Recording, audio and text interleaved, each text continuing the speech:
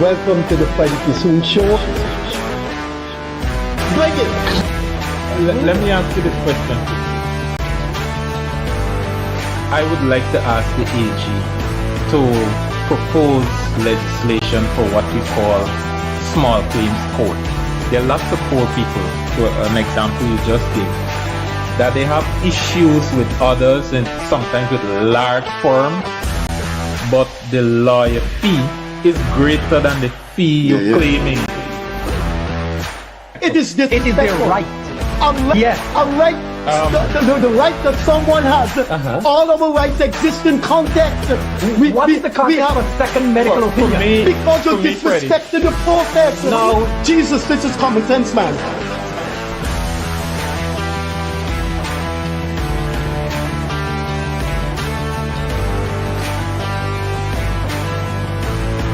Any situation which you seem that you're just dealing with Afro-Guyanese issues. If one, you can't bring and pull the leaders of the African community together, you're failing.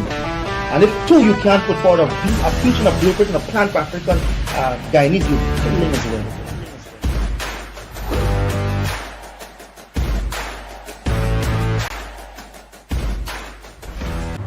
Pleasant Monday evening to you. This is the Freddie Kissoon Show with co-host Leonard Craig. We hope you had a very, very enjoyable holidays. Holidays are to be enjoyed with your loved ones, with your friends, and we hope you enjoyed your holidays. There's one more day coming up, which is Old Year's Night, and we would hope you have a swashbuckling Old Year's Night and you can dance away with the one you love. Thanks again for being with us throughout the year. We have one more show for the year, that's Wednesday, and we will see you on Wednesday. Now, I have learned a long time ago when I became a columnist, that is 37 years ago, that people want interpretation of things that happen in society, but they don't know the inner meanings of them. They just want people who they feel can explain these things to explain it to them. I mean, why did John said this? Why did Mary do that? So it's reported in the press, on television, that Mary did this, Sunil did that. But people want to know why. And that is where the academic comes in.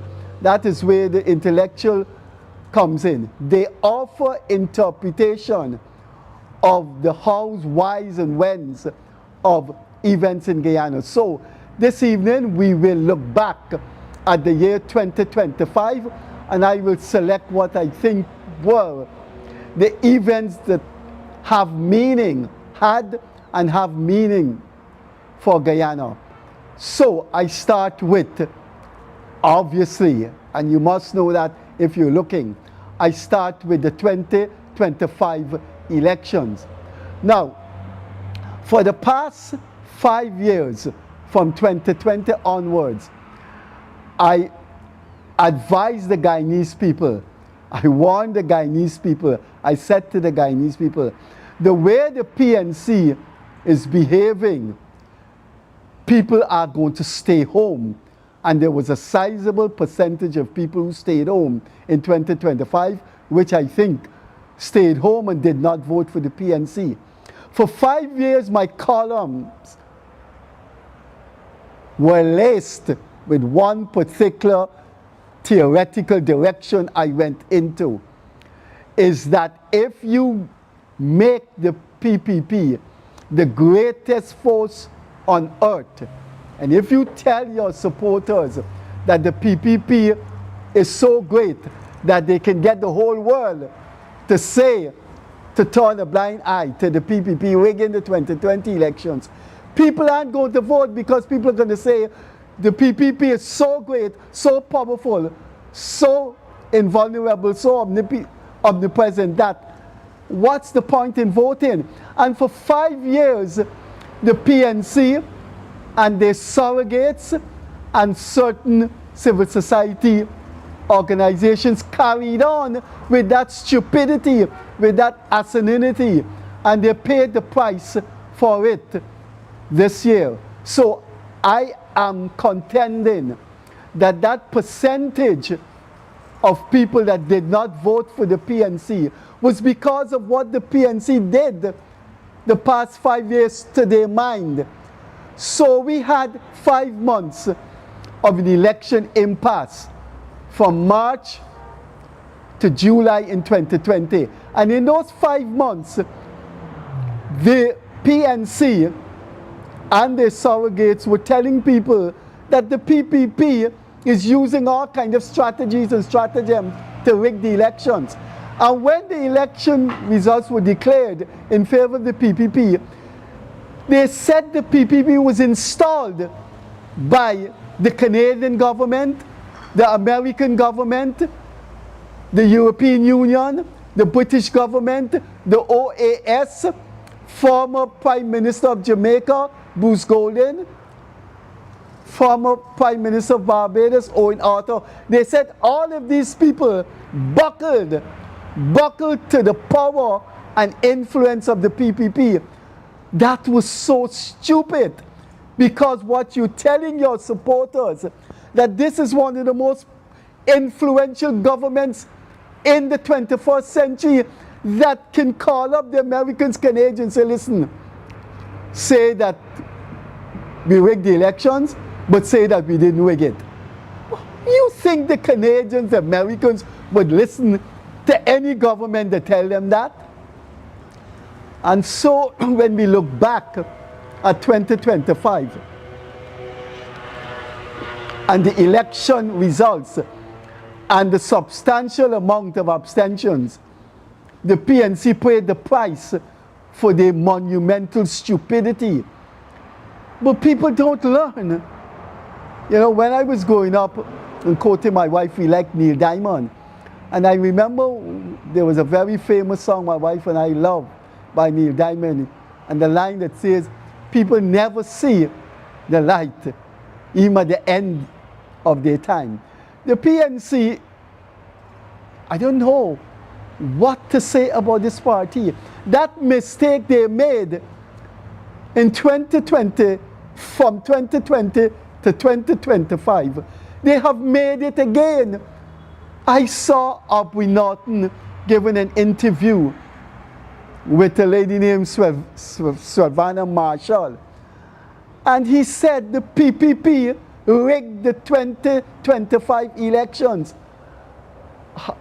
Fellow Guyanese, foreigners who are looking at this program, if the PPP rigged the 2020 elections, if the PPP rigged the 2025 elections, why are you going to go out and vote for the AFC, for the PNC, for VPAC, for Guyana Forward Movement, when the PPP could rig elections and get away with it? They did it in 2020 with President Granger as head of the government. They did it in 2025. Why you think people are going to go out and vote in 2030 when the PPP is rigging elections and the whole world is behind the PPP? The whole world endorsed the results of the 2025 election. Not one body said that the voting was rigged and the results are not the true results of the voting. Not one organization said that. And so, looking back at one of the seminal events of 2025 was that monumental, colossal mistake that the PNC made. And somebody on planet Earth has to tell them, stop that. It's a self-destructive part. Reorganize yourself and plan to win the next election. But don't keep saying the PPP is rigging all the elections, because if you say that, in 2030 you're not going to even get 2 seats. That is one of my interpretations of Guyana in 2025.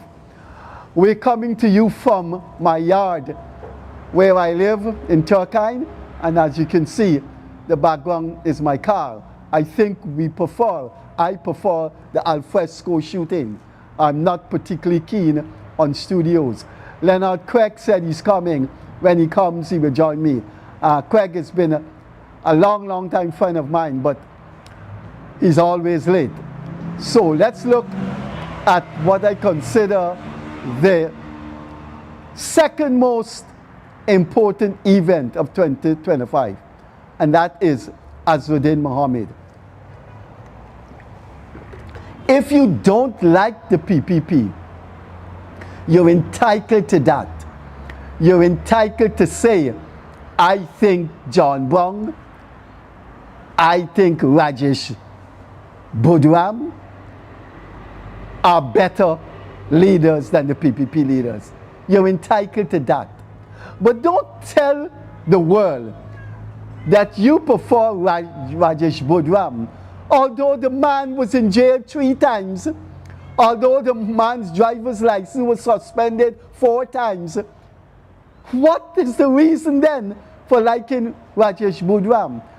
If you do not like the PPP, there is no reason to like Azzuddin Mohammed, because the balance sheet of Azzuddin Mohammed is not one to be appreciated.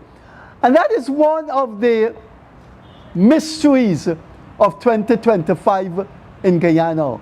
How could people have clung to this man? How could people have clung to this clown when the man's paper trail was a sordid one? The Starbuck News perhaps hates the PPP more than anyone in the AFC or in the PNC. I don't think there's anyone in the PNC that hates the PPP the way Anand Prasad, the editor of the Starbuck News, hates the PPP. And it's Anand Prasad in an editorial said, Azzuddin's name is being called in investigation of a murder in Main Street outside Palm Court, in which a man was gunned down in the mistaken belief that he was Roger Khan. This story is all over Guyana and the world. When it happened, fingers were pointed. And then investigations revealed that the man that was killed, mistakenly, the victim was supposed to be the famous, infamous Roger Khan. There was a triangle love affair. And in that triangle love affair, things went very, very bad. And in that triangle love affair, Roger Khan was supposed to be shot, but instead, his personal friend was shot. And everybody knows that. Everybody knows that. Now, everybody knows about, when you say everybody, people know. Everybody knows that Mr. Azzuddin's wife was involved in a fatal accident in Mandela Avenue. Nothing came out of it. Everyone knows Mr. Azzuddin was at Friendship shooting. A guy got killed across the river. Nothing was made out of it. Now you have the case of the tax evasion.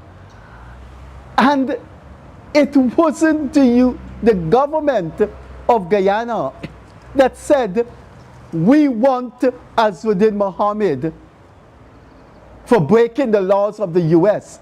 It wasn't. It was the United States government that issued an extradition warrant for Azzuddin Mohammed. So this whole embrace of Azzuddin Mohammed is esoteric, but it's also degenerate and depraved. He's not. Look, whatever we have to say about our leaders, from the 60s when you had the trouble in the 60s and people killing each other and leaders saying we must burn down the country, there's been no social flawed leader contesting elections as Azzuddin Mohammed. And as we move on from 2025 to 2026, I hope that your eyes are open to who you want to embrace to run your country, and it should never be Azzuddin Mohammed. Leonard Craig has arrived, and so he will take his place. Good evening, viewers. I'm just joining you because I had a hectic day and late joining. My apologies. But you haven't told them that you're late most of the times. Yeah, because most of the times I got things to do. So other people know I got things All to right. do. So, Freddie had a mouthful to say about the past things of the year, and one of the things I'd like to support him on before I move on is that if we have members of the opposition that keep saying the government rigged the election, rigged the election, rigged the election, what it will do for future elections is cause people to feel dejected and cause people to feel that no matter what the opposition do, they could never win an election, so my vote is a waste. So people are likely to stay home. And that message to people, when you know that it is not a fact, I mean, if you know for sure and you got evidence that the election is rigged, obviously you got to say it and you got to bring your evidence to the public. But when you're just saying that for electoral fashion, for opposition fashion, you're hurting yourself more than you're hurting the image of the government in power. So that is the one thing I want to say about our politics for the year, based on what Freddie said earlier, that I want to add my voice to. I also like to go into an issue that we saw pervasively in this year especially, which marked the transition of an election season, is racialized appeal to voters and racial voting. I have faced general elections at least about 5 in my life, 5, 6 maybe. I gotta check it back, but at least 6 elections, and that I'm conscious of that I voted in. So at least 6 elections, and of those 6 elections that I have voted in, this one I saw the greatest appeal to race, and I saw the greatest display of racism with respect to your normal everyday message, your normal everyday pitch to voters this past election. I can't account for what happened in the 60s and so on. I read about how racialized it was, and we had racial division and fighting But not at the so level on. of the rhetoric. It was Right. more subterranean. Right. They didn't openly come out, the Jagger and Burnham and talk. They didn't. Right. You're right. You may be right. You may be right. This one is Right, and this was open social media appeal, telling people, black people, you do this, and I am not talking about, Indian people ain't got no concern in this. That open, that is the first and the greatest level I've seen it at this year. Also, the flip side of that is the greatest response I've seen, or the greatest abandonment of that message I've seen in this election cycle and in this year 2025.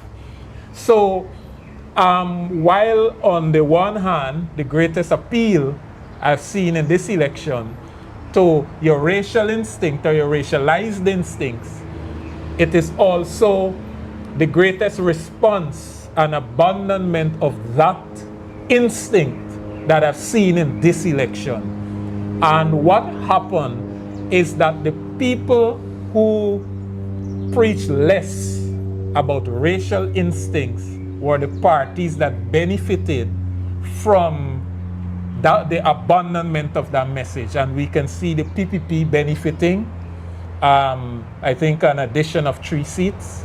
and a majority of 7 seats. And we see Win also benefiting. The Win campaign didn't come out and aggressively embrace a particular race.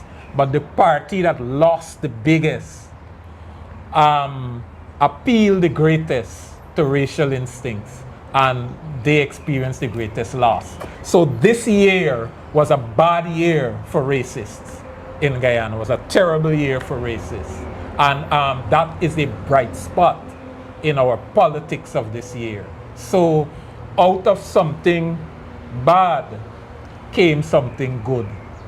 And Guyanese, I urge Guyanese to continue to embrace that message, that train of unity and that message, and abandon people who want to go on the extreme and appeal to your lower instincts. That is one of the things for this year that I would like to highlight. Freddie. Okay, I'll come back to my interpretation, then hand over back. I don't think I can look back at 2025 without inserting into my analysis the uniqueness of the personality of Muhammad Irfan Ali. Now here is my theory. It's my theory. I believe in it. It could be confronted, it could be assailed, but I think I have some plausible analysis to attach to it. I believe in the history of our electoral engagements. Only 3 persons attracted voters because of who they were. The voters voted for them, for them. Voters voted for them because of them. Voters didn't choose issues and choose the way they put over things and other extraneous issues. Voters said, I like that person. I am voting for that person. And that is Peter de Gaulle of the United Force in the first half of the 60s. De Gaulle, when he started Terspark, it was perhaps the single most manufacturing achievement on that scale in the Caribbean. And for a rich businessman, people saw him as an exceptional man. And his party supporters, the United Force, they went and gave him 10% of the vote in the 1964 election because they said, I'm voting for de Gaulle. I like that man, de Gaulle. That man is a business genius. And I'd like to see that man be in government. The second example is Forbes Burnham. I think only Rupert Roopnarine. I've seen both of them over the decades. I've lived all my life in Guyana. I think Rupert Roopnarine had a longer reach in the delivery of the English language. But Burnham was right up there. But what Burnham had that Rupert Roopnarine didn't have is how to mix it. That he could be speaking and quoting Latin and quoting Shakespeare and mixing his words eloquently. Then he would go down to a very jovial level. And it was quite intellectually enjoyable, although it was jovial. I think Burnham had that over Rupert Roopnarine. And people, African Guyanese and PNC supporters, were enthralled with him. And they said, this is a different man in the colonial world, in the Caribbean. Nobody stands out like Burnham. And Burnham was their guy. And they went and they voted for Burnham. And the third was Jagan. There are other examples elsewhere in the world. But Dr. Jagan had an uncanny hold on his supporters. They just think this man was an angel, was a god. And even if Jagan made any mistakes, they overlook it. They voted for Chedi Jagan. So they voted for Peter de Gaulle, Forbes Burnham, and Chedi Jagan. They may have voted for other issues, party that came second. Degal, Burnham, and Jagan came first. That was the deterministic motive for voting.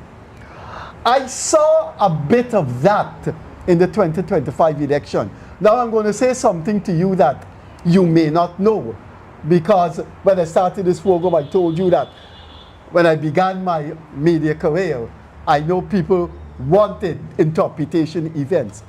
The PPP has quite capable leaders. I think one of the brightest men in this country is Anil Nandlal. And they must have read, researched the GCOM's statement of polls. The PPP lost votes in 2025 in Region 2, Region 3, and Region 6. That's impregnable fortress of the PPP. But the statement of polls show they lost.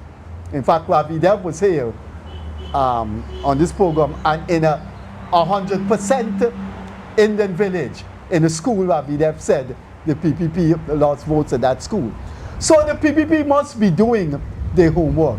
But those votes that the PPP lost, I believe Orphan Ali made up for it, and in a cross-racial way. Ali is Degal, Burnham, and Chedi Jagan, meaning that people like this man, and people say, no, I voted for this man, buddy. I like this man. I gave this man a chance. And I think the people, I am saying this, it's my theory. The 3 seats that the PPP won, I believe it came from voters who voted for Orphan Ali. Orphan Ali has done a phenomenal job in his strategizing. He has strategized in a way that you cannot lose. I am going to the people and I'm going to ask them what they want. I may not give them everything they want because I know the economy can allow that. But I'm going to examine the economy, and if it could give them that, I will give them it. So I go into them and ask them what boat they want. I go into them and ask them what the school need. I go into them and ask them if you got an area that's smelling bad because of a chicken breeding farm. I can help the chicken breeding farm people. I can go to them and tell them, man, they can't stink up the area like this. I can help you with the odor. And then he goes back to the people and say, I talk to them. And I think after 5 years, people saw him differently. And they gelled with him. And I have said this in my column. I've been writing every day for the past 10 years. I think Ali is going to be an exceptional man in Guyanese history. I'll go over to just a little interjection there. You mentioned the PPP losing some votes in some key PPP strongholds. 2, 3, and 6, yeah. Yeah. They got less votes there than the last time. And then you did mention that they got an addition of 3 seats. Yeah. But I think that came from cross-racial From the voting. cross-racial votes, then it therefore means it's not 3 seats, it's 4. Because if they lost, based on the last time, in their own area, and they now add 3 seats to that, along with the losses, you're talking about 4 seats. Really, just theorizing, right? So, cross-racial voting in 2025 was the bedrock of success for any political party. And I think that is the way it will go in the future. I think about 3 weeks ago I wrote in the Chronicle, and I ended my article by saying that there are 2 things that will determine the PPP's success at the next election. 1, the way they treat with what I call non-traditional voters or Afro-Guyanese voters, and the way how they present the unity platform and what have you. it got to be more than mouthing. And I said they are positive signs that we can take, that we can see. We can see genuine efforts, but it is not nearly enough. And the way the PPP is able to penetrate that racial group will determine its success at the next election. And the second thing is ordinary PPP activists in the country areas, in the NDCs, in the RDCs, the way how they present themselves and the way how they serve people will determine. So the PPP can bring to us billions of dollars of budgets and put money in your pockets and so on, and we feel good, the economy is moving forward, and we got no bad thing to say about the PPP in 2030. We'll have no bad thing to say about the PPP.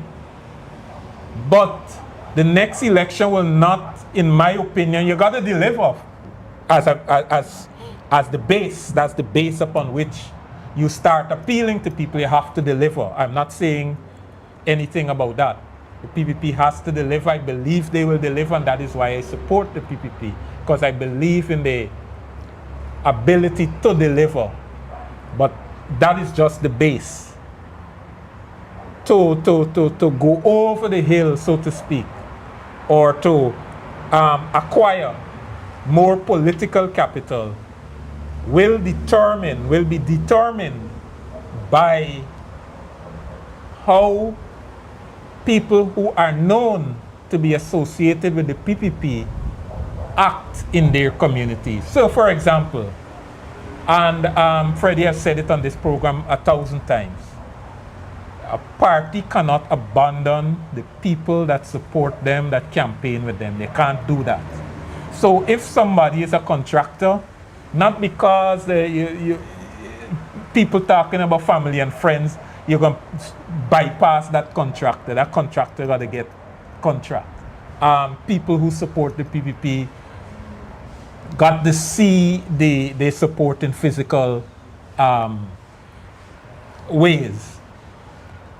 But if you get a contract and you are known in the community to be a supporter of the PPP, you have to deliver at a rate higher than the ordinary, or than the others, if we could use that term. I hope you're getting the concept I'm saying. You have an additional obligation exactly. Because that's your party. Exactly. The non-party contractor doesn't have those sentiments about the PPP that you have. Mm-hmm. So you have, in other words, like siblings or children. So what I'm saying, if you are a known supporter of the PPP, don't use that to say I could do shoddy work and get away with it because somebody who's supervising the project can't talk to me because I gonna call this person. Don't present that face. Present a face that I understand. I gotta play by the rules. Yeah, there are times when people intervene and quote unquote, go soft on people sometimes. That happens all over the world. That's part of life. People do that.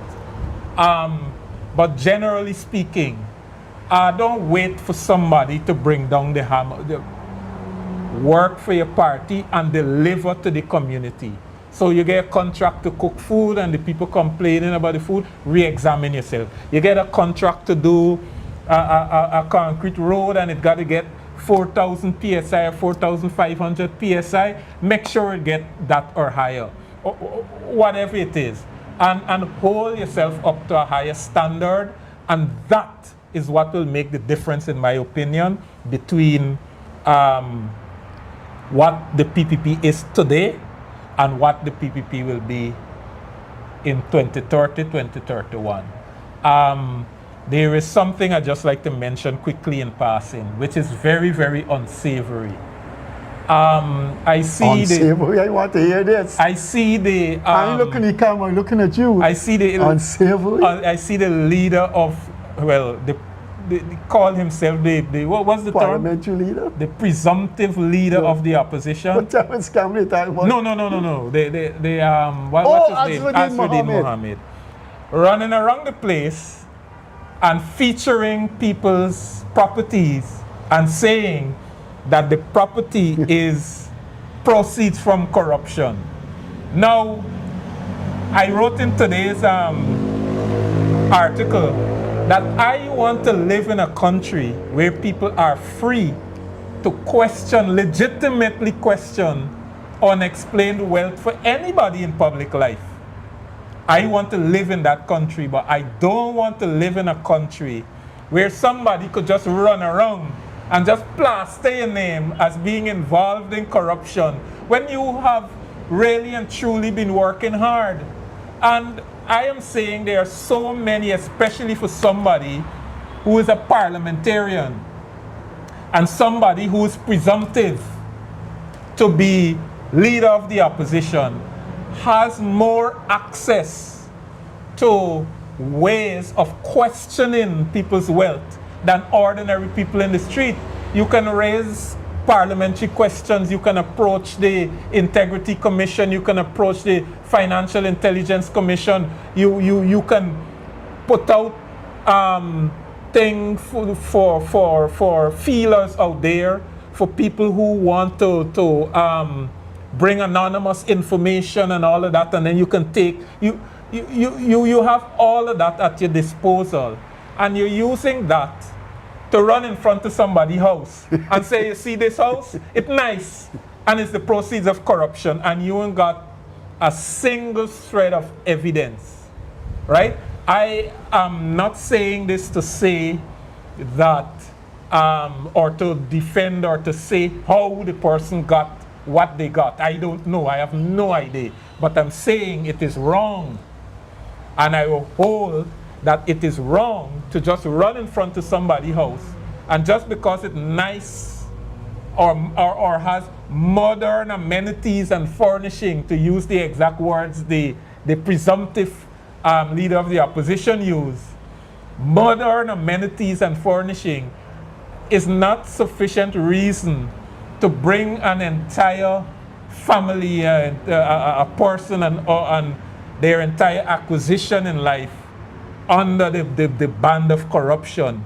And what is double standard about that is that that person has a long list.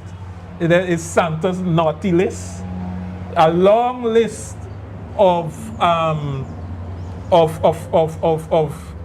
alleged transgressions against some of those very things, acquiring wealth and having ill-gotten gains and trying to beat the tax system and all those kinds of things. That person has all those things against them, and the people who he is accusing without evidence do not have that on their record, and that I find to be unsavory. And again, I'm saying I can't defend, and I'm not defending anybody's acquisition of wealth. I have no idea how they got it, but I'm saying it is wrong to just turn up at somebody's house and say, look, this man got a 3-story building, a 4-story building, a 2-story building, a 1-story building, and that is corruption because they have it. I don't want to live in a country where that is the norm. Yeah, no, I think it's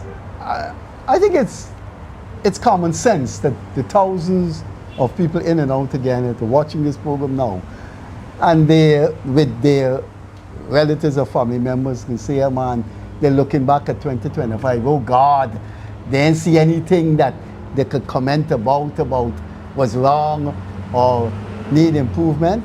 And I think they are. You know, just let me briefly say this. The editor of Starbook News called me a PPP lapdog. Then Nigel Westmus, one of the well-known mulatto Creole writer and activist, say I'm the PPP attack dog. Do you know the Starbook News hasn't got one pro-government columnist? Do you know when you examine the 3.5 years of this program, we're almost 50-50 with anti-government people and pro-government people. Yeah.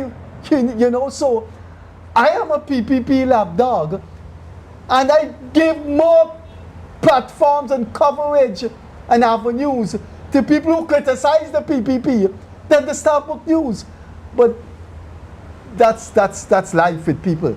So what are some of the things that Craig, man, come on, Freddie, come on. I think one of the minuses of 2025, which when we meet Wednesday, we should look into the future, is noise nuisance. I think the government and the police force have been delinquent in confronting, arresting, and dissolving noise nuisance. It's just ubiquitous. I live in one of the busiest areas in the Republic of Guyana.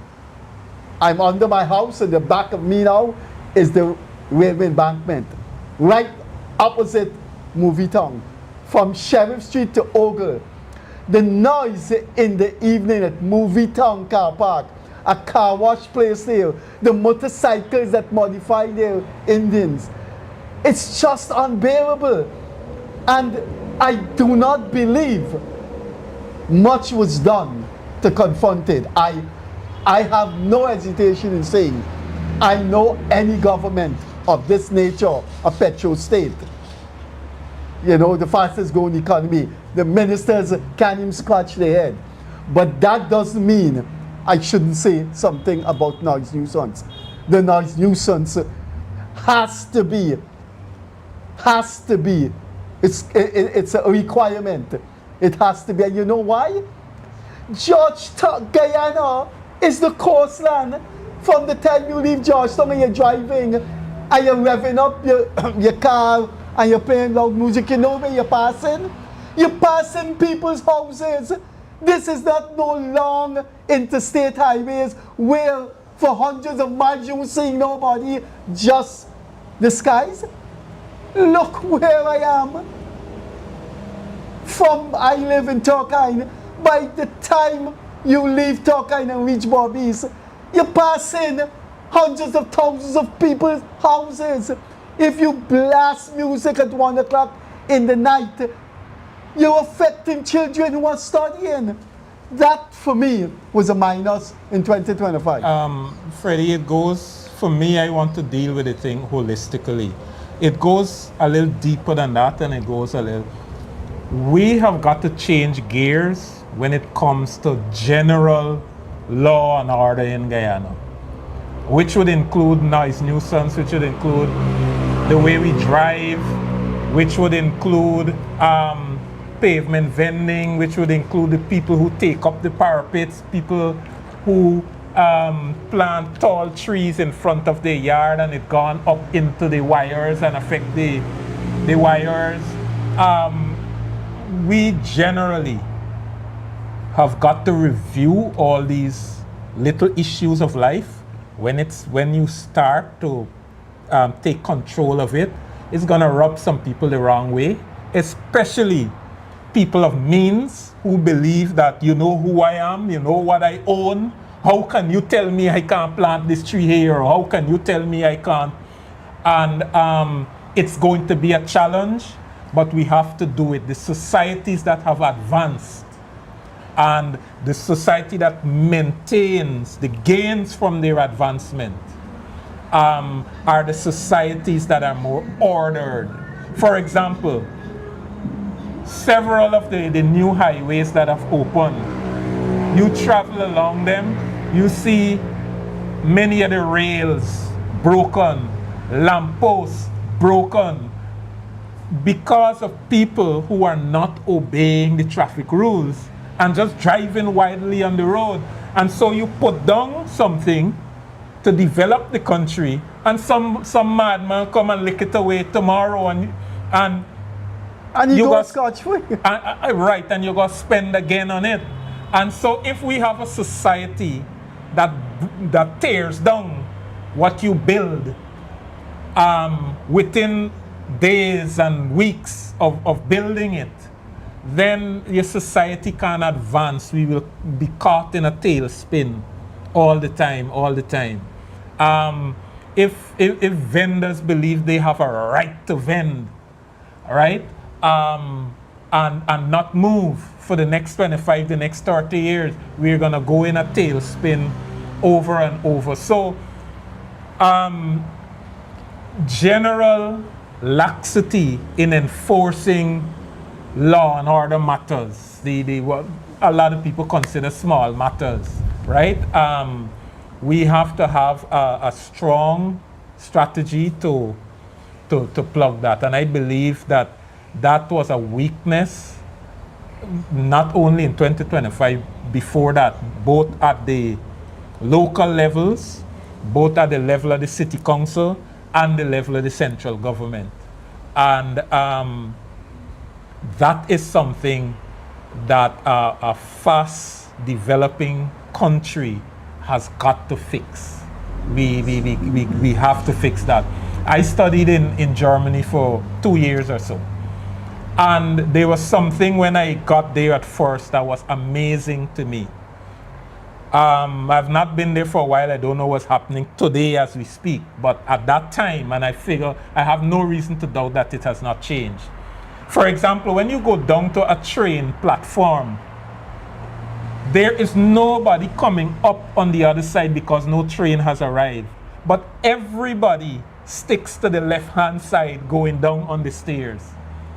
And nobody coming up and nobody ventures to go out there, because in people's mind, people have the discipline to know that a train will arrive anytime, and those people who come there's nobody enforcing it, there is no law, but it's just the way the society is ordered. I see people, visitors especially, go on a train and eat and leave crumbs and part of the plastic bag or what have you, and people, ordinary people who are traveling on the train, are annoyed. They make you pick it up. And that is part of maintaining an orderly society. We have to guard this thing jealously, and all of us be part. We talk about we having a dirty city. We are the ones who just pass on the road and just throw things anywhere, right? How does the Linden Highway get dirty? You think the government goes and throw things there? No, it's everybody. And so we have to reorder our society. And government has got to put those things in place, because we got to realize the government has to accept that it has been lax when it comes to enforcing these things. Leonard, I think the operator signaled 4 minutes left. I think we have to do another program interpreting 2025. We couldn't do it in an hour. We haven't touched on the devastation of the AFC. We haven't touched on the positiveness of UG being free. So we will have to do another one. Let me close with 2 things that are on my mind. I should have put my phone on silent. Just bear up with me, viewers. Just bear up with me. 2 things. My daughter came home for a holiday, and what she saw just scared her. Twice we stopped on the pedestrian crossing. Twice we stopped on the pedestrian crossing, and people just came from around us and went through. People stopped, we stopped, people started to cross, and other drivers came, and the pedestrians just wait until they could have. They have them that you shoot them off, and they give a coruscating bullets in the skies, but they do not make that reverberating noise. So please, Mr. President, please, Mr. Minister, please stop this thing on midnight. We have to do we have to look back in another The program. minister is not a mister, right? Sorry, Miss Onish Warjan. My apologies, Miss Warjan. My humble apologies. We have got to go. I think Craig and I have to sit down and do another program of Interpreting 2025. It could